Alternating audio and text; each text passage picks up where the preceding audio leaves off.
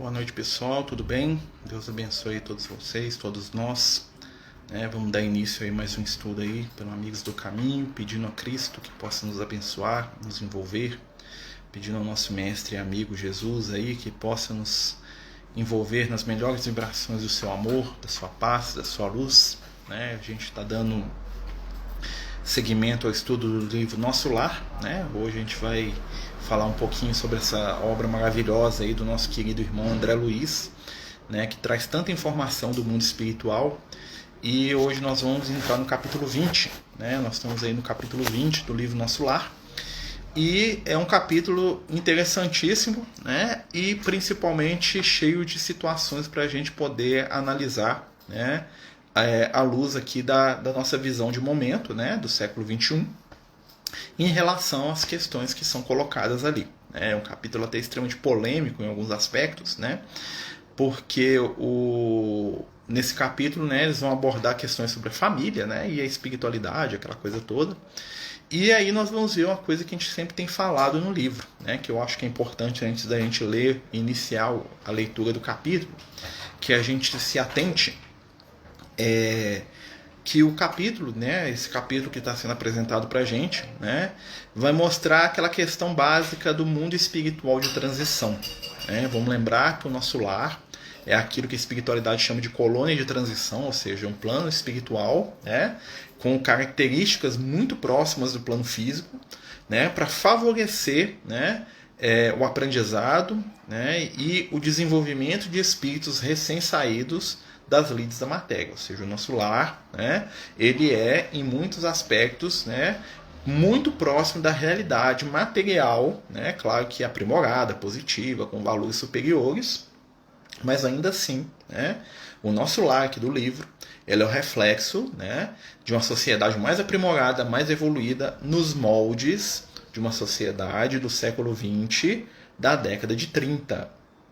Então vamos lembrar, que os espíritos que estão ali são espíritos que são desencarnados, às vezes até antes disso, e que trazem dentro de si os seus conceitos, as suas informações, a sua forma de entender a vida, dentro de uma percepção de seres que viveram, e que estavam, vamos dizer assim, interagindo na década de 30 e início da década de 40 do século XX. Então, assim, muitas coisas que são ditas ali no capítulo podem impactar exatamente se a gente não tiver esse senso de análise.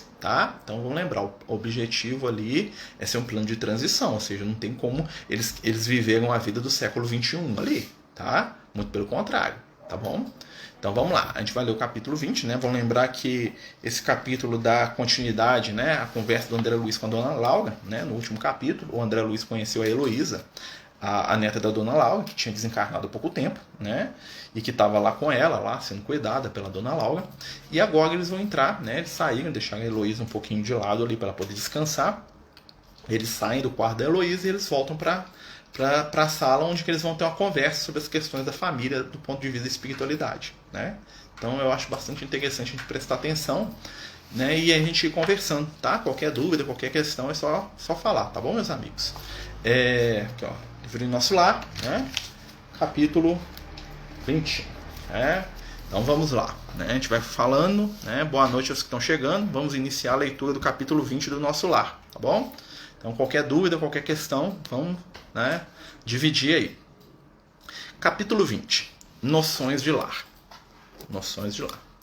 Desejando colher valores educativos que fluíam naturalmente da palestra da senhora Laura, perguntei curioso.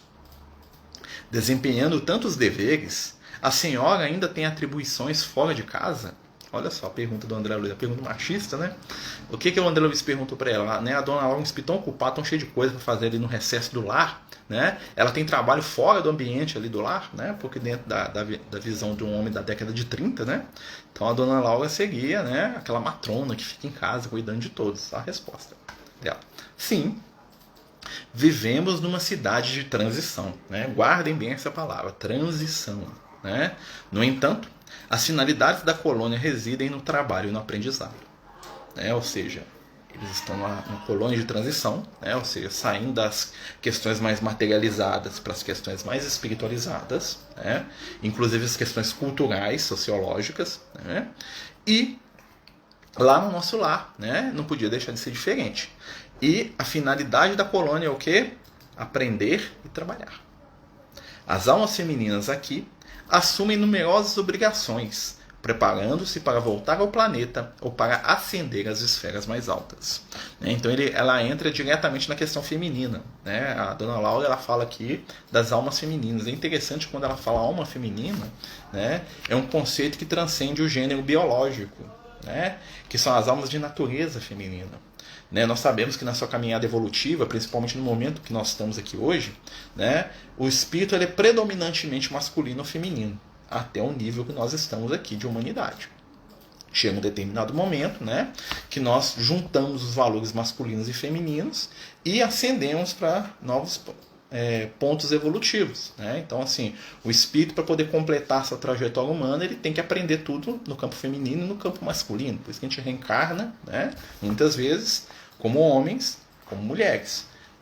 Mas, dentro da nossa caminhada, nós temos uma certa predominância, pelo menos até onde nós estamos. Essa predominância vai desaparecer com o tempo, do masculino e do feminino na nossa caminhada. Então, existem espíritos eminentemente masculinos, tá? Porque eles têm uma tendência para as questões masculinas, e espíritos eminentemente femininos. Muita gente falava que o próprio Chico Xavier era um espírito feminino no corpo de homem. Muita gente falava isso. E quando a gente fala feminino e masculino, a gente não está falando de questão de sexualidade, tá? A gente está falando de questão de espiritualidade e sensibilidade espiritual. Tá? Então, até determinado ponto, muitos de nós vamos reencarnar na condição masculina e feminina para aprendermos, dentro de um e de outro lado, valores sagrados para o nosso processo evolutivo. Então, assim, tudo é aprendizado. Porque o espírito em si não tem sexo. E chega um ponto que realmente esse limite entre o masculino e o feminino, ele meio que desaparece. E o espírito escolhe a forma que ele quiser de acordo com a vontade dele. Tá? Ele fala aqui, ó. A pergunta do André Luiz. Mas a organização doméstica em nosso lar é idêntica à da Terra? A pergunta do André Luiz. Então o André Luiz está perguntando assim, ó, estrutura social, organização doméstica é igual na Terra? Qual que é a organização doméstica de onde o André Luiz veio? Planeta Terra da década de 30, ou seja, aquela sociedade extremamente patriarcal, machista, com papéis extremamente definidos para o homem e para a mulher. A mulher fica em casa, cuida dos meninos, lava roupa, faz comida, o homem trabalha. Essa era a visão que o André Luiz tinha da sociedade. Tá? Então ele pergunta a Dona Laura se é igual a isso. Olha só a resposta da Dona Laura. A interlocutora esboçou uma face muito significativa e acrescentou. Ela olhou para ele assim, sabe nada, O lar terrestre que há de muito, se esforça para copiar nosso esforço doméstico. Mas os cônjuges por lá, com raras exceções, estão ainda a mundar o terreno dos sentimentos, invadido pelas ervas amargas da vaidade pessoal e povoado de monstros de ciúme e egoísmo. Quando regressei do planeta pela última vez, trazia, como é natural, profundas ilusões. Ou seja, a dona Laura falando assim, ó, o mundo tenta acompanhar o que existe no mundo espiritual, mas não dá conta, porque ainda é uma característica do plano físico que é extremo egoísmo. E ela mesmo fala que quando ela chegou lá no nosso lar, ela trazia profundas ilusões. Qual é que é as profundas ilusões? Aqueles papéis definidos ali de homem e de mulher. Coincidiu, porém, que na minha crise de orgulho ferido, foi levada a ouvir um grande instrutor do Ministério do Esclarecimento. Desde este dia, nova corrente de ideias me penetrou o espírito. Então o que a dona Laura está falando para ele? É parecido, mas já não é igual. Ou seja, se você, André Luiz, espera encontrar no nosso lar aquela sociedade com a cópia da sociedade patriarcal do plano físico, a coisa que já começa a mudar. A coisa que já é diferente. Já caminha para o outro aspecto. Vamos lembrar sempre da questão do contexto, tá, gente? A gente tem que pensar no André Luiz e na dona Laura como dois espíritos que estão conversando na década de 30 do século passado, ou seja, quase 100 anos atrás. Tá? Então, nós temos que raciocinar com eles dessa maneira. Não poderia dizer-me algo das lições recebidas? Indaguei com interesse. O orientador né? Ela falando, muito versado em matemática, prosseguiu ela, fez-nos sentir que o lar é como se como se fora um ângulo reto nas linhas da evolução divina. A linha vertical é o sentimento feminino, a linha vertical, né? Envolvido nas inspirações criadoras da vida. A reta horizontal é o sentimento masculino em marcha das realizações do campo do progresso comum. Então o que ele está falando ali basicamente? Então, ele fala assim, ó, o amor, o campo feminino, né, é o vertical. O horizontal é o que? O campo masculino, ou seja, razão e sentimento. Ele está trabalhando aí um conceito básico de razão e sentimento. Né? Por quê? Porque a razão, né, abre a nossa perspectiva. O sentimento nos eleva. Né? Então, quando existe uma combinação entre razão e sentimento em equilíbrio, nós temos, né, até a forma da cruz, né? E nós temos o quê? Conquista e crescimento espiritual. Então, as encarnações, né, no campo feminino e masculino favorecem, né, no campo feminino, o desenvolvimento do campo emotivo. E no campo masculino, do campo racional. Claro que isso não é algo que é fechado, né? É algo que depende também do espírito encarnado ali. Existem homens que são extremamente sensíveis, como que existem mulheres que são seres extremamente racionais, né? Muito mais do que muito homem. Tá? Mas isso num plano geral, né? Dentro do enfoque ali daquela conversa. Tá bom, gente? Olha só. O lar é o sagrado vértice no qual o homem e a mulher se encontram no entendimento indispensável. Olha só, né? É templo onde criaturas devem se unir espiritual antes de que corporalmente. Então ela está falando aqui da união dos espíritos. Né? Ela está falando aí da união daqueles seres que se buscam por afetividade e afinidade. Né? Olha que interessante. É templo onde as criaturas devem se unir espiritual antes que corporalmente. Repito. Né? Há na Terra agora grande número de estudiosos das questões sociais, que aventam várias medidas e clamam pela regeneração da vida doméstica. Isso na década de 40 do século XX. Tá? Alguns chegam a asseverar que a instituição da família humana está ameaçada. Tá? Então a família, né, fala que eles falavam lá na década de 30 que a família humana está ameaçada, não vai ter mais família. Né? Nós vimos que não deu muito certo, até hoje tem família. Né? O que aconteceu foi uma transformação do nosso conceito de família. Tá? Ou seja, o conceito de família da década de 30 para o conceito de família de hoje, existe toda uma transição. Na década de 50, o Emmanuel ele fala para o Chico, né, quando eles perguntam para o Emmanuel o que é casamento, o Emmanuel define casamento. O Emmanuel fala assim, união estável entre dois seres que se amam. Olha a frase do Emmanuel. Né? Isso é 20 anos depois do nosso lar, tá, gente? União estável entre dois seres que se amam. E na época o pessoal não atinou, né, quando o Emmanuel fala isso, da questão homoafetiva. Porque o pessoal estava meio naquela onda, né? Dois seres que se amam, homem e mulher, né? O Emmanuel jogou ali a sementinha sem chocar ninguém. Mas quando você lê o texto, Emmanuel, você jogou o negócio lá, né? Você jogou a isca lá pro pessoal e o pessoal não pegou. É claro, a espiritualidade tinha que ser sutil, né? Porque a gente sabe que a evolução não dá salto. Né? Não adianta a espiritualidade vir no século XX trazer conceitos do século XXII, né? Ou seja, conceitos que nós ainda não estamos preparados, não nesse sentido, né? Porque a gente não vai aceitar. Né? Muitas coisas que a espiritualidade considera que já deveriam ser superadas por nós, hoje, no século XXI, 2021, eles não falam, porque eles sabem que a gente não dá conta. Né? Tem muita coisa que o mundo espiritual já está vivendo que nós aqui não estamos preparados para entender ou nem sequer para aceitar. Então, se a espiritualidade trouxer esse conceito, nós vamos horrorizar com a espiritualidade. Né? Por quê? Porque todo progresso espiritual, todo aprendizado espiritual se dá em passo a passo. A evolução não dá saltos. Tá? Por isso que o nosso lar é o quê? Colônia de transição. E o que a dona Laura fala aqui ainda foi conformado, né, dentro do livro aqui, para não chocar o pessoal que estava lendo lá na década de 40, década de 30. Imagina, o pessoal pega lá uma senhora, um senhor, na década de 1940, pega o livro Nosso Lar na livraria lá, fresquinho, e vai ler. Né? Aí fala lá de um monte de coisa lá, o pessoal, meu Deus, entendeu? Então, a espiritualidade, ela vai jogando a semente do conhecimento. Tá?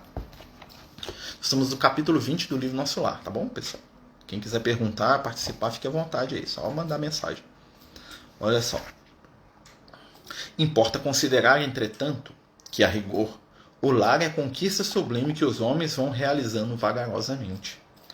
onde, nas esferas do globo, o verdadeiro instituto doméstico, baseado na harmonia justa, onde os direitos e deveres legitimamente partilhados. Olha aqui, ela está dando a cutucada no André Luiz, né?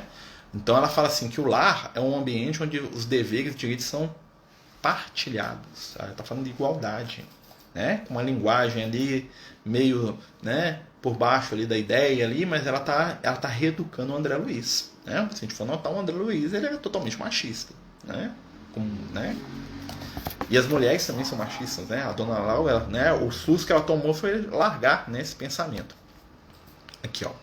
Na maioria, os casais terrestres passam as horas sagradas do dia vivendo a indiferença ou egoísmo feroz. Quando o marido permanece calmo, a mulher parece desesperada. Quando a esposa se cala humilde, o companheiro tiraniza. Olha só, né? Isso aí não mudou muito não, né? Nem o consorte se decide a animar o esposo na linha horizontal dos seus trabalhos temporais, nem o marido se resolve a segui-la no voo divino da ternura e do sentimento, rumo aos planos superiores da criação. E isso a gente vê muito hoje, né? Muitas vezes a gente vê o casal desconectado, né? Então o marido não quer saber de nada que é espiritual e a mulher não quer saber de nada que é prático, né? Ou às vezes acontece o contrário, né? O marido que está viajado né, no espiritual e a mulher só quer saber da coisa prática. Então há um dissociamento. E a convivência do diferente, ela tem por objetivo que a construção do equilíbrio, é aprender um com o outro, né? Então nós mudamos as nossas relações para explorar um ao outro, em vez de ser uma relação de aprender um com o outro. Isso, ela já viu isso lá 100 anos atrás, tá? Olha aqui, ó. Dissimulam em sociedade e na vida íntima. Um faz viagens mentais de longa distância, quando o outro comenta o serviço que lhe seja particular. Se a mulher fala nos filhos, o marido excursiona nos negócios. E se o companheiro examina qualquer dificuldade no trabalho que lhe diz respeito, a mente da esposa se volta ao gabinete do modismo. Você vê bem definido, né? Então ela está falando ali para uma cultura onde está bem definido ali, na década de 30, papel do homem, papel da mulher, né? Então é aquilo ali, né? A distância e o abismo entre os dois. Hoje está mais misturado, mas o abismo permanece. Porque a questão não é, né, essa questão é de afetividade. Não, mas sigamos, né? É claro que em tais circunstâncias o ângulo divino não está devidamente traçado, ou seja, não tem ponto de encontro. Duas linhas divergentes tentam então formar o vértice sublime, a fim de construir um degrau na escala grandiosa da vida. Esses conceitos calavam-me fundo e, sumamente impressionado, observei. Senhora Laura, essas definições suscitam um mundo de pensamentos novos. Ah, se conhecêssemos tudo isso lá na Terra. Então o André Luiz está começando a observar que a coisa é mais profunda do que ele imagina. O nosso lar, por ser uma colônia de transição, ele pega aquilo que está no plano físico, aprimora e movimenta os espíritos para a próxima etapa, em tudo. Nas questões sociais, nas questões de relacionamento, nas questões culturais, nas questões de aprendizado, de espiritualidade, ou seja, tudo é transição. Nós pegamos aquilo que nós sabíamos enquanto encarnados, nós vamos chegar lá, nós vamos perceber que é um pouco diferente e nós vamos sendo levados pouco a pouco a descoberta de novos valores no campo do espírito. Por isso que essas zonas de transição elas são tão importantes. Por quê? Porque muitos de nós, se entrarem em contato com uma realidade totalmente diferente, a gente entra em parafuso. Então a espiritualidade ela é muito sábia. Ela vai dando para a gente etapas de conhecimento, informações dosadas para permitir o nosso crescimento espiritual.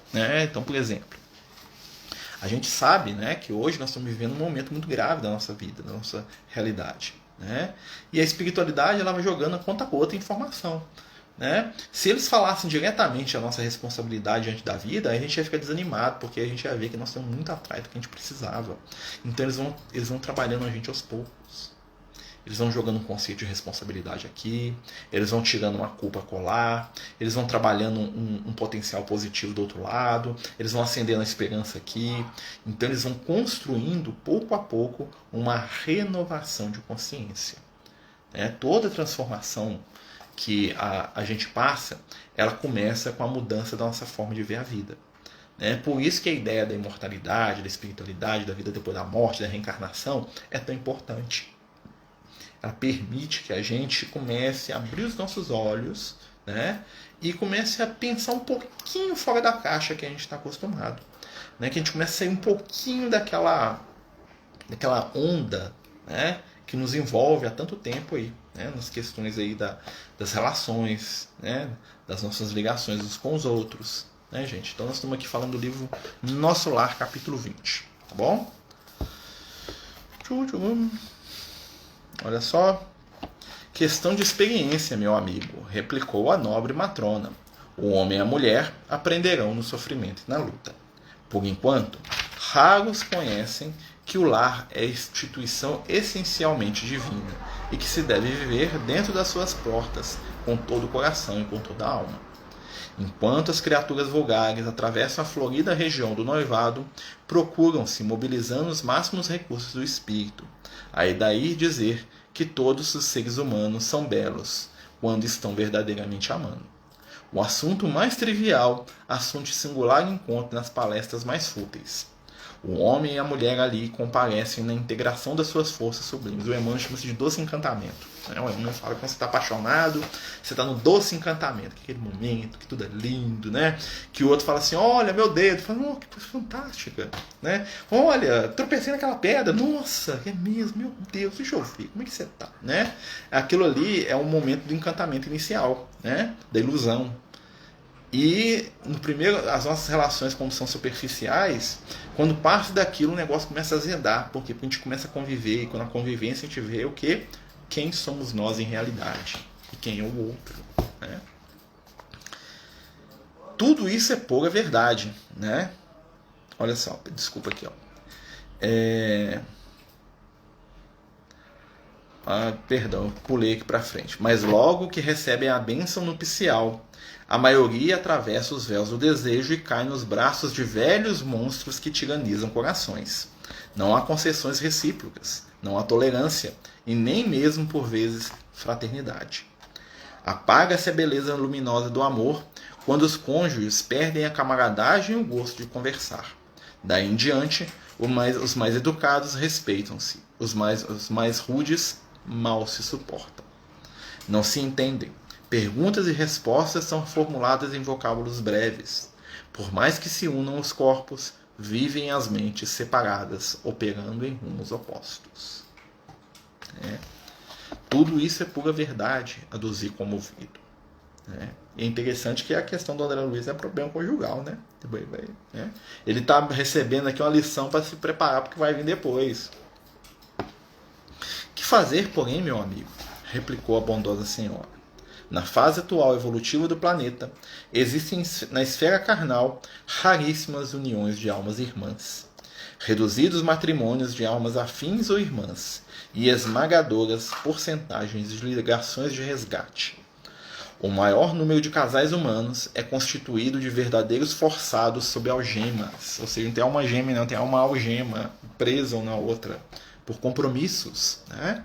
Compromissos assumidos diante da própria consciência. Então a gente atrai o outro, muitas vezes, porque nós temos débitos, necessidades de reajuste, de reequilíbrio, de aprender a amar, de aprender a compreender, né? Quando comecei a estudar Espiritismo, parece que despertei de um sono profundo. Comecei a perceber que alguém me acompanha o tempo todo. A espiritualidade acompanha a gente com certeza, né? Estão sempre nos ajudando. Então vamos lá. Procurando retomar o fio das considerações sugeridas pela minha pergunta inicial, continuou a genitora de Lísias. As almas femininas não podem permanecer inativas aqui. É preciso aprender a ser mãe, esposa, missionária e irmã. A tarefa da mulher no lar não pode circunscrever-se a umas tantas lágrimas de piedade ociosa e muitos anos de servidão. Né? Tipo assim, ela está dando um recado para quê? Né? Como é que era a vida das mulheres na época dela? Isso aqui, ó. Lágrimas da piedade ociosa e muitos anos de servidão. Assim, a mãe era praticamente escrava da família. Né? Não pode. É claro que o movimento coevo do feminismo desesperado constitui abominável ação contra as verdadeiras atribuições do espírito feminino. Então ela desce o pau no feminino. Mas que feminismo que ela está falando? né? Isso acontece com os casais porque com os amigos sempre temos paciência e ouvido sempre. Mas o amigo, desde que o amigo não comece a conviver demais com a gente, né? Porque assim, a gente tem essa facilidade com o amigo porque o amigo não ultrapassa determinadas barreiras. Imagina aquele amigo que vai na sua casa todo dia. Nos momentos mais, né, fora de questão, ele quer a sua atenção, quer a sua ajuda, e é todo dia e toda hora. Aí o negócio começa a azedar, né? Então assim, o casal tem a questão que eles convivem, né? A convivência mais próxima é para poucos, né? É uma grande renúncia à convivência uns com os outros, né? Aguentar a gente não é mole não, pelo menos, né, da minha parte eu acho que eu não sou mole de aguentar não, né? Existem almas gêmeas? Sempre ouvi que não. Seriam gêmeas nos sentimentos? A alma gêmea, do jeito que o pessoal imagina, que são dois seres destinados a se encontrar e ficar junto para sempre, isso não existe. Tá? A espiritualidade fala isso, né? Porque se existisse, a gente seria um ser incompleto, ou então a gente teria aquela questão egoística, né? A ideia da alma gêmea, nesse sentido, é uma manifestação de egoísmo. Eu quero alguém para mim, em algum lugar, né? Que vai ser meu, e aquele ali é meu, exclusivo, e ele vai me fazer feliz. Isso é um raciocínio egoísta. Tá? O que existem são almas que possuem grande afinidade, que caminham juntas, aprendem juntas e se amam. Entretanto, quanto mais a gente cresce espiritualmente, maior o leque do nosso amor se abre. Então nós somos conectados a muitos espíritos e nós vamos trocando de papel com esses espíritos. Então hoje, né, determinado companheiro vai ser meu filho, na outra encarnação vai ser minha filha, minha irmã, né? Ou eu vou vir como mãe, ou como esposa, como marido, né? Hoje eu estou casado, ontem a minha esposa foi minha mãe, amanhã ela vai ser minha filha, ela vai ser minha irmã, vai ser minha amiga, né? Então o laço, ele continua existindo. O que não existe é esse laço exclusivo entre dois seres, que é o que muita gente quer, né? Se a gente for analisar, isso é fruto do nosso egoísmo, porque eu quero o meu amor, né? E a gente tem dificuldade de dividir afinidade, afetividade com os outros, mas isso é natural do nosso momento evolutivo. Tá? No sentido da alma gêmea, ela está falando de espíritos que têm uma afinidade tão profunda, né? Que eles são almas que caminham juntas, mas não quer dizer que eles têm uma ligação diferente dos outros, não. Isso aí não existe, não. Tá? Né? Isso aí, para quem, né? Os próprios espíritos falam isso. Isso aí seria uma manifestação do egoísmo, né? E a espiritualidade, Deus não favorece o nosso egoísmo, não. Tá? Então vamos lá, né? A mulher não pode ir ao duelo com os homens, por escritórios e gabinetes onde se reserva a atividade justa do espírito masculino. Aí, ó, a mentalidade da década de 30. Né? Olha só. Nossa colônia, porém, ensina que existem nobres serviços de extensão do lar para as mulheres. A enfermagem, o ensino, a indústria do fio, a informação, serviço de paciência, representam atividades assadas expressivas. Mas aí você tem que entender o seguinte, colônia de transição. Tá? Isso aqui que ela fala aqui, enfermagem, essas coisas, era tudo na década de 30, era visto como coisa de prostituta. Uma mulher que trabalhasse fora de casa em qualquer coisa, era extremamente mal vista. Tá? No nosso lugar começa a mudar um pouquinho. Peraí, não tem as tarefas da mulher lá fora. Né? Se ela falasse abertamente da igualdade de sexo aqui, o livro ia pipocar. O pessoal não ia dar conta de absorver o conceito. Não ia, gente. Não ia. Hoje é difícil para muita gente absorver. Né? Então vamos lembrar. O livro Nosso Lar ele é escrito dentro do raciocínio da década de 30. Tá? Então a Dona Al mentiu aqui? Não, ela falou aquilo que ela dava conta. Até os espíritos eles se adaptam ao momento. Tá? Então não esperemos a espiritualidade que ela venha trazer para a gente conceitos com os quais nós não estamos prontos para lidar, porque é semear no campo não preparado. Primeiro se prepara o campo, depois se semeia. Você vê que o Emmanuel depois ele começa, né, os livros do André Luiz vão trabalhando essa questão da figura feminina, vão só aprofundando o negócio, mas é devagar. Né? Então a gente tem que prestar atenção nessas questões, tá? Senão a gente horroriza com a Dona Laura aqui, né? Que é o comentário da Dona Laura profundamente machista, né? Se a gente for analisar, né? Mas é um ensinamento de transição. Tô saindo de uma coisa para ir para outra, né? O homem deve aprender a carrear para o ambiente doméstico a riqueza de suas experiências, e a mulher precisa conduzir a doçura do lar para os labores ásperos do homem. Ou seja, uma informação espiritual para uma família da década de 30. Tá? Um não viverá sem o outro. Como sustentar-se o rio sem a fonte e como espalhar-se a água da fonte sem o leito do rio. Não deixei de sorrir ouvindo a interrogação. Olha que interessante, né? Uma das lições da pandemia é a paciência em todas as esferas, principalmente no lar. Exatamente. Né? Quando a mulher é mais razão, fica difícil a doçura toda, né? Mas aí nós vamos pensar em espíritos eminentemente femininos e masculinos. né? Porque a gente tem que fazer a gente tem que pegar o conceito espiritual e nós temos que trazer para a nossa realidade atual, tá? Aqui no livro está escrito o texto está escrito para ser lido para uma pessoa da década de 30 e da de 40. Nós estamos 90 anos no futuro em relação a eles. Então o que a gente pode tirar de essência do que está sendo dito ali, né? Podemos entender o seguinte: espíritos eminentemente masculinos e espíritos eminentemente femininos. É possível que um homem seja eminentemente feminino e uma mulher eminentemente masculina, tá? Porque a gente sabe que muitas vezes a gente reencarna, né, em corpos diversos da nossa característica principal para poder aprender mesmo, até para a gente poder saber como é que é do outro lado. A gente precisa reencarnar como homem e como mulher, senão a gente não, né, senão a gente vai ter uma existência só pela metade, a gente não vai entender a vida, né? Então, assim, muitos espíritos que estão encarnados, às vezes você vê um casal de dois homens, no qual um é a figura feminina, eminentemente no campo da sensibilidade, o outro é a figura masculina. Como também pode acontecer num casal de duas mulheres, como pode acontecer entre um homem e uma mulher, o homem ser extremamente feminino e a mulher extremamente racional. Isso já é uma mudança em relação àquela família que tinha na época do André Luiz, tá? Né? A nossa sociedade já permite que a gente avance um pouco mais nesse conceito. Então a gente traz esse conceito, né? A gente vai levando esse conceito, e aí quando a gente vê aqui 90 anos depois, né? Que nós estamos aqui no século XXI, né? Nos anos 20 do século XXI, né? 90 anos, né? Basicamente. Apesar do livro sair em 1940, se eu não me engano, 1939, que é o nosso lar, né? É basicamente 80 anos de diferença para 90, né? Então a gente vai perceber o seguinte: olha, as nossas relações agora são muito mais íntimas, no sentido de conduta afetiva e emocional, do que física. Naquela época ela está falando da constituição física, homem, mulher, aqui, ó, barba, né? Mas assim, agora não. Já modificou. Já é outra situação, né? A mãe de Lísias, depois de longo intervalo, continuou: quando o Ministério do Auxílio me confia crianças ao lar, minhas horas de serviço são contadas em dobro, ao que pode dar importância do serviço maternal do plano terreno. Entretanto, quando isso não acontece, tenho meus deveres dioturnos nos trabalhos de enfermagem, com a semana de 48 horas de tarefa. Todos trabalham nessa casa, a não ser minha neta convalescente. Não temos qualquer pessoa da família em zonas de repouso. 8 horas de atividade no interesse coletivo diariamente. É programa fácil a todos. Sentir-me-ia envergonhada se não executasse também. Interrompeu-se a interlocutora por breves momentos, enquanto me perdia em vastas considerações. Mediunidade pode ser herdada? Herdada do ponto de vista que um traz, né? Por exemplo, eu tenho, meu filho vai ter igual? Não, mas espíritos com afinidades mediúnicas podem reencarnar na mesma família. Aí dá essa ideia. Por exemplo, eu trago uma mediunidade aflorada porque eu tenho um desenvolvimento da mediunidade na minha história espiritual. E aí outro espírito que tem esse desenvolvimento também pode reencarnar como meu filho, porque a gente tem ligação, tá? Mas biologicamente falando, não, tá?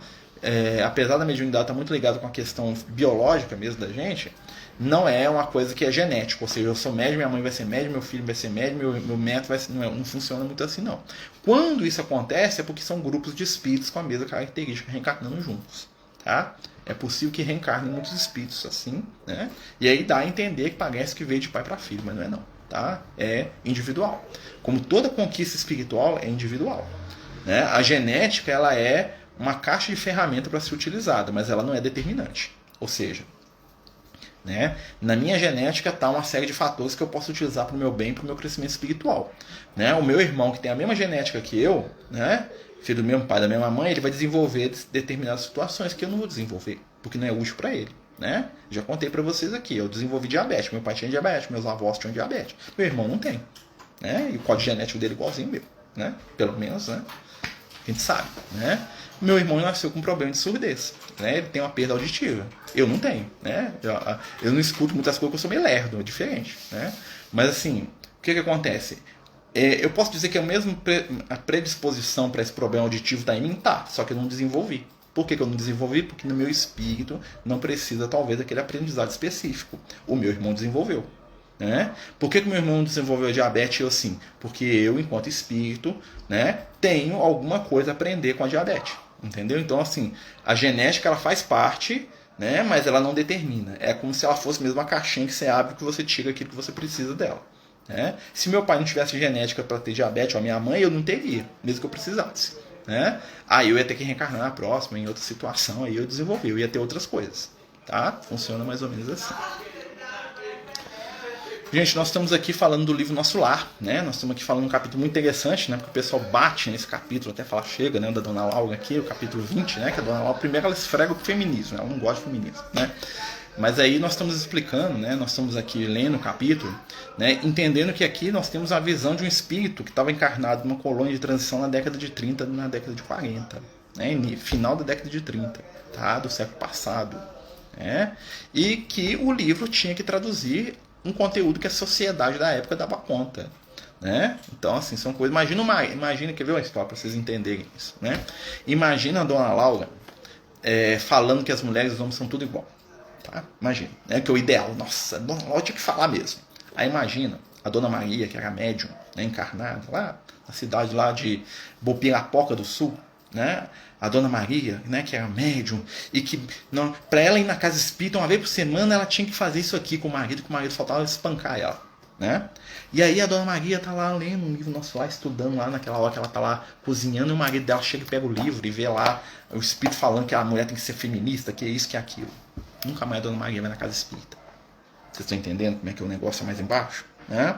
Quando a espiritualidade escreve uma obra, eles pensam nisso tudo, né? E a gente sabe, né, principalmente, que a maioria das mulheres que participam de reunião mediúnica, e ainda hoje, né, a maioria das pessoas que participam de reunião mediúnica hoje são mulheres.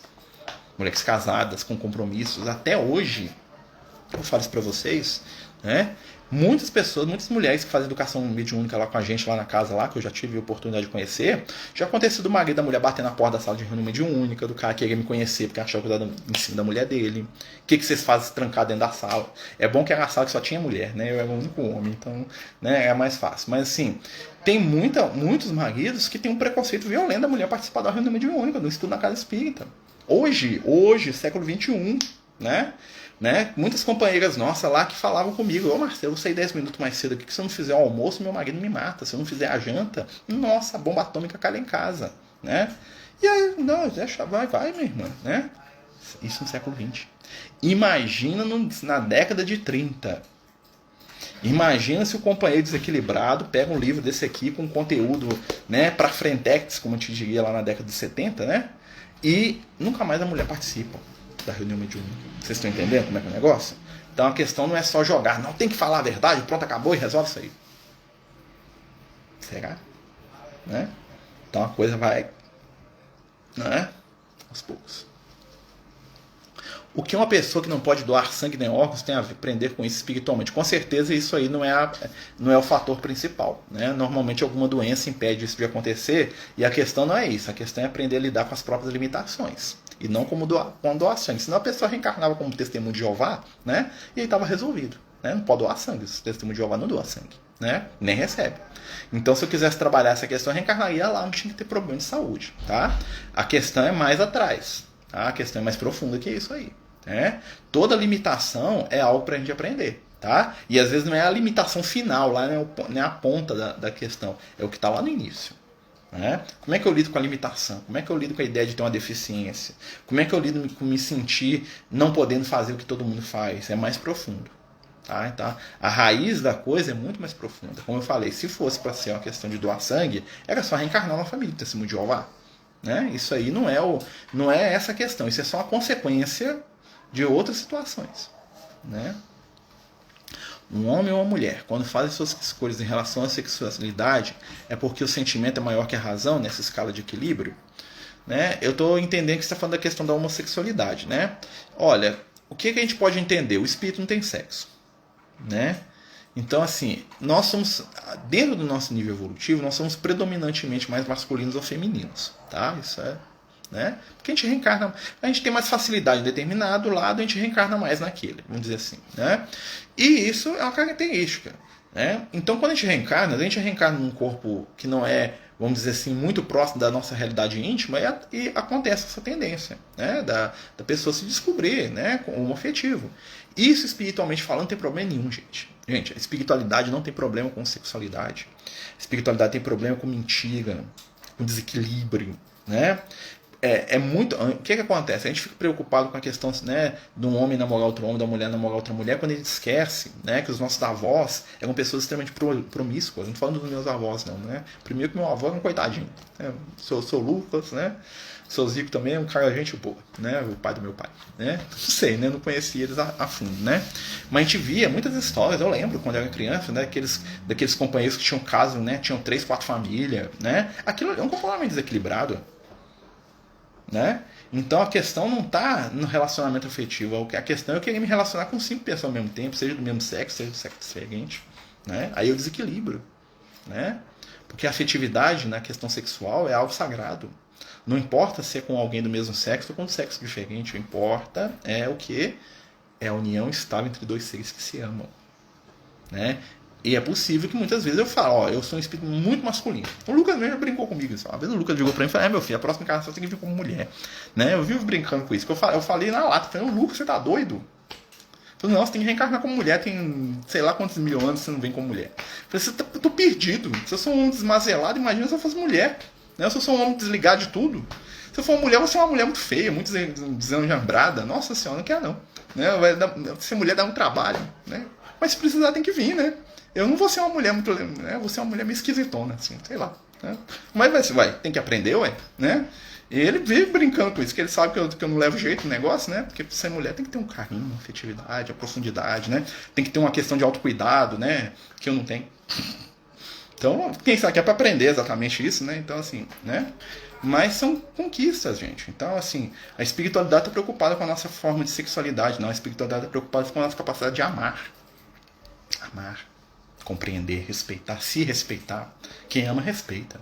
Né? O que adianta eu ter um comportamento, eu ser heterossexual e sair aprontando com a minha esposa, traindo ela com todo mundo? Que exemplo que eu vou estar dando para os meus filhos, para as pessoas que eu amo, para mim mesmo? Né? Então, assim, não é essa a questão, não. Né? A questão está o quê? No equilíbrio do sentimento. Seja um homem com um homem, uma mulher com uma mulher com um homem, não importa. Não importa a afetividade. Né? Porque o espírito não tem sexo. O espírito tem amor. Machista nem tem muito. Sim, nós somos todos, né? Pro bem e pro mal, né? Temos que aprender a lidar com isso, né? Nós temos que aprender a modificar. E a tendência é que isso vai acabando, né? Quando a gente fala de machismo, feminino, isso vai acabar por quê? Porque vai chegar um ponto que nós vamos equilibrar isso aí, né? Nós vamos equilibrar o feminino e o masculino, então não vai ter lógica, né? Mas isso acontece, numa vida pode ser homem e numa outra mulher. Uma mulher, outra, com certeza. Todos nós tivemos encarnação no outro lado, pode ter certeza. Todos nós já tivemos alguma encarnação que a gente foi homossexual, né? Com certeza, né? Isso aí faz parte da nossa caminhada evolutiva. E não é nada, né? E ainda vamos ter ainda, né? Pode ter certeza, né? Imagina, por exemplo, estou aqui, encarnado. Né? Tem a Edneca, minha esposa aqui. Imagina a gente se encontrar na próxima encarnação como 2 homens. A gente vai ter um sentimento diferenciado, com certeza. Se é que a gente vai ter um relacionamento, pode ser. Ou como 2 mulheres, sei lá, né? Ou então nós vamos ser grandes amigos, a gente pode vir como irmão, né? A afetividade, ela não precisa, ela não prescinde da forma. Forma é nada, essência é tudo. Lembre, os espíritos falam isso. Olha como é que, lá no século XIX, antes então do André Luiz, os espíritos falam isso para Kardec, o espírito não tem sexo. Forma é nada. Essência é tudo. Os espíritos já estão dando um recado para Kardec nessas questões. Claro que é uma questão. Você imagina o Kardec no século XIX, gente. Tem coisa que não rola, gente. O pessoal não dava... Tem coisa que hoje a gente não dá conta. Né? Muita coisa que a espiritualidade fala, às vezes, eu fico assim, nossa, mas é assim? Não dou conta disso, não. Nossa, não consigo aceitar isso não, Lucas. Daqui 100 anos nós conversamos de novo. Se eu voltar para o outro espiritual, nós conversamos de novo. Mas ué. Né? Porque a vida não dá saltos. Não adianta. Né? Imagina uma pessoa que viveu na época de Jesus, Jesus ficasse lá e falasse a mulher e o homem é igual. 2000 anos. Ia ser lindo, né? Jesus ia... Por que Jesus não reencarnou como mulher? Já parou para pensar nisso? Né? Aí eu pergunto pro Lucas. Por que Jesus veio como mulher? Jesus podia. Ele é um espírito que ele tem um feminino e um masculino totalmente equilibrado ali dentro. Né? Ele está além disso. Né? Por que Jesus não veio como mulher? Por causa da questão social da época. Jesus ia ter que brigar a vida inteira para poder abrir a boca. Porque as mulheres podiam nem falar na época dele. Né? Então ele não ia conseguir fazer a missão, ele ia passar a vida toda brigando para poder para poder falar, né? Então ele veio como um homem que facilitava o processo, não é porque o homem é melhor, não. É porque era uma coisa a menos para ele preocupar naquele momento ali, tanto é, né? Que se você analisar os evangelhos, Jesus tinha um grupo de mulheres que andava. Jesus tinha 12 apóstolas. Já fiz estudo, o Lucas falava isso. Né? Jesus tinha um grupo de mulheres que andava para ir para baixo e para cima. Isso é uma coisa que era vista, que pegava mal pra caramba. E Jesus tinha. Né? Mas até no evangelho eles limam as mulheres. Você já percebeu como é que a Maria de Magdala é jogada de escanteio na história? Ela era uma apóstola de Jesus. Eu boto ela no mesmo nível do Paulo, do Pedro, João Evangelista. Maria de Magdala ali, ó. Joana de Cusa. Eram todos discípulos igual para mim. Ela, o Pedro, o Tiago. Né? Na verdade, se você pegar a Maria de Magdala, ela está na frente de alguns apóstolos. Ela fez mais que alguns deles. Né?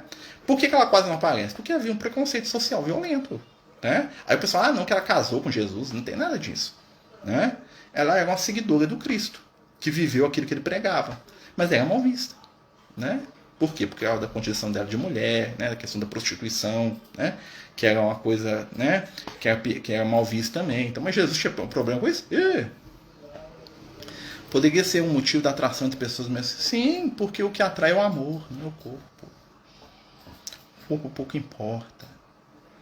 A forma é nada, o sentimento é tudo. Dois amigos, dois seres que se amam vão se encontrar, né? A grande dificuldade às vezes é aquelas pessoas que ficam no desespero do sexo, tanto hétero como, né, bi ou homo, não importa, isso é o que é o problema. São os escravos do sexo. Mas quem se ama, né, um casal de, né, dois homens que se amem, que tenham por si respeito, carinho, afeto, aquilo ali é uma união abençoada, pode ter certeza, né?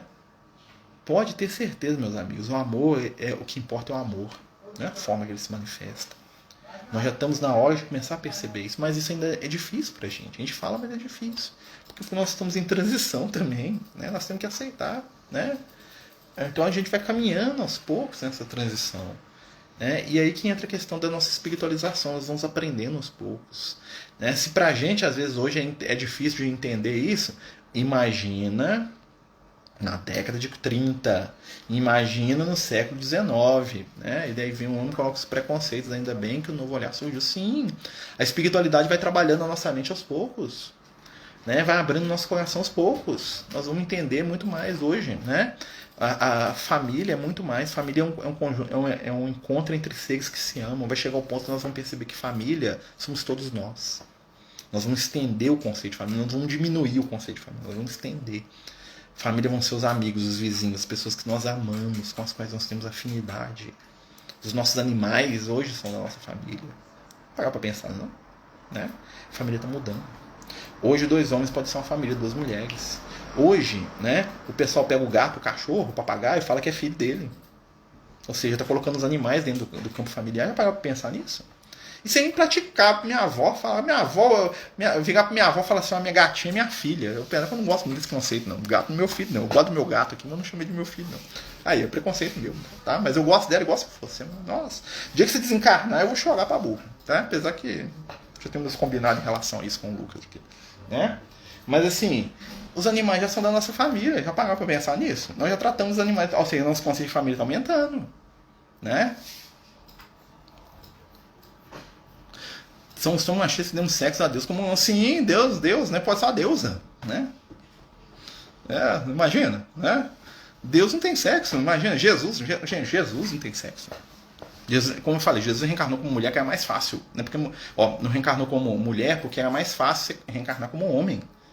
Isso não prende nada. Talvez se Jesus reencarnasse de novo, ele voltaria como uma moça. E daí? Ia seguir ele do mesmo jeito. Falar, mestre, eu tô aí. Onde você estiver, tamo junto aí. Entendeu? Né? As pessoas desequilibradas sexualmente podem ser por hormônios ou influência espiritual, pomba gira. Olha, o que acontece? Todo desequilíbrio é fruto da nossa escolha.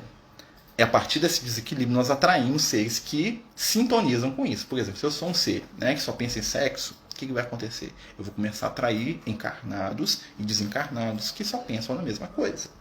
E aí eu atraio as influências espirituais. Tá? A coisa não começa com a influência espiritual. A influência espiritual pode aumentar algo que eu já tenho. Por isso, né, o que vale é o que? A nossa conduta pessoal. Tá? Então o hormônio, a influência espiritual, a pombagira, como você está falando, né, são consequências do desequilíbrio que eu tenho. Tá? E não os responsáveis pelo desequilíbrio. Eles são a consequência daquilo. né? Então, uma pessoa que é extremamente sexualizada, ela vai imprimir no corpo físico dela um desequilíbrio nessa área, que ela vai produzir mais hormônio nesse campo, mais testosterona no caso do homem, né? Ou então ele vai começar a atrair influência espiritual de espíritos tão sofredores, desequilibrados, viciados no sexo como ele. É assim que funciona, tá? Como que a gente muda isso? Ocupando-se no bem, trabalhando a questão da família, né? A afetividade. Nós temos que aprender a amar verdadeiramente. Amar é conviver, é suportar, é discordar, é ficar fazendo cara feia, mas depois, mas eu entendo, né? Me desculpa, te amo. E eu te amo mesmo, né? Não é mole não, conviver. Tenho a sensação que os homens no geral aceitam menos, têm maior preconceito. Peço desculpas demais, mas aquilo percebo. Com certeza, você está errada, não. Eu falo pra você, você vai na casa espírita, gente, a maioria é mulher. Renome de homem, a maioria é mulher, porque a mulher é mais espiritualizada. Não é que a mulher é mais espiritualizada, a condição feminina favorece a espiritualização, né? A condição masculina, o que acontece? Ela favorece que a gente seja egoísta. O homem é treinado para ser egoísta do dia que ele nasceu. Isso é culpa das mulheres, daquela... Não, isso é culpa do espírito. Nós somos assim, né? Então, o que acontece? Por isso que às vezes é bom reencarnar do outro lado para você dar uma equilibrada, né? Entretanto, muita coisa que também a mulher aprende, né, que ela precisa ver reencarnar no campo masculino para ela ter mais, né? Vai ter um equilíbrio aí, ó, equilíbrio, né? Então, assim, a mulher é mais espiritualizada porque ela é mais sentimento. Então, Deus é mais perceptível através da emoção, do sentir. As mulheres são melhores médiums, né? Você vê aí, os homens são... Tem médios que são... Homens são pontuais ali, ó. Você vê, normalmente são homens com espírito feminino. Né? Vê o Chico. Né? É interessante, né? Já tem filho e neto, amém. Até lá, até a lei já reconhece que os animais de estimação como família. Graças a Deus. Um dia vai chegar que nós vamos reconhecer até os vizinhos. Até o cunhado vai ser, né? Se bem que meus cunhados são tudo gente boa, né? Posso reclamar de mim. Todos os meus cunhados, né? Eu não sei se eu sou um bom cunhado, mas meus cunhados são uns caras legais demais, né? Tanto, né? Nossa, eu até admiro eles muito, né? Tem aquela história do cunhado chato, eu acho que eu sou o cunhado chato. Já viu o cunhado chato lá, que é cunhado da história? Eu acho que sou eu. Né? Agora eu parei pra pensar uma coisa que eu nunca tinha pensado. Eu que sou o cunhado da história. Tá bom. Né? Entre os animais, essa afetividade até faz raça diferente. Sim, tudo movimenta pro amor, gente. E os animais, eles se espelham na gente, tá? Quando o animal ele desenvolve a capacidade amorosa dele, ele meio que tá indo na nossa onda, tá? Porque o animal tá aprendendo com a gente. Lembre, nós somos os seres superiores aos animais, né? Então, os animais eles estão aprendendo com a gente. Então, o animal ele é agressivo quando o dono é agressivo.